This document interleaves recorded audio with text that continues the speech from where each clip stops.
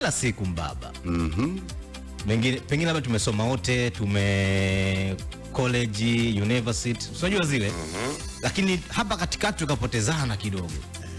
Kutokana na maisha. Yani maisha siku zote hatuwezi kwenda wote njia moja, yani hata kama tumesoma chuo kimoja. Kupoteana ni kawaida kwenye harakati za sasa unakuta baada ya muda fulani mshikaji wenu mmoja ana jambo lake labda la kufunga ndoa.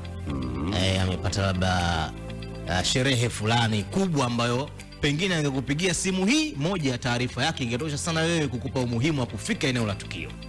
Simu moja tu. Hata kama mmepotezana kwa miaka kadhaa, ni simu moko, simu moja tu. Naam. Sasa shida inakuja pale mshikaji, wakati tukio analijua, picha ipo kichwani kwamba itakuwa ni tarehe fulani, bado miezi fulani. Tukio langu inakuwa siku hii hapa. Hakutafuti siku ya tukio, hakutafuti muda wa maandalizi, mwezi mmoja, miezi miwili, hakutafuti wala nini.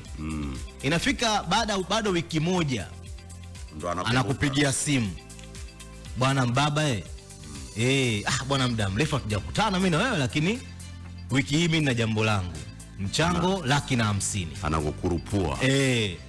Wewe ndugu yangu bwana, usikose bwana. Baba 150,000 wiki hii. Yani mimi nakutegemea, yani bila wewe mwanangu jambo alifanyiki hili. Si una mchana tu bwana. Tatizo la sisi tunachofeli ni kuwa waoga kumwambia mtu ukweli. Bwana, umenikurupua kwa hii wiki, sijui kama itatimia, ila lolote nitaolipata sawa, lakini haina shida, nitarekebisha. Hapo ndipo unapofeli. Sasa inafika siku ya siku we hautokei kwenye ile sehemu mambo yako, sababu ratiba kila mtu ana ratiba zake mjini hapo. Ratiba zako zimebana, hujatokea.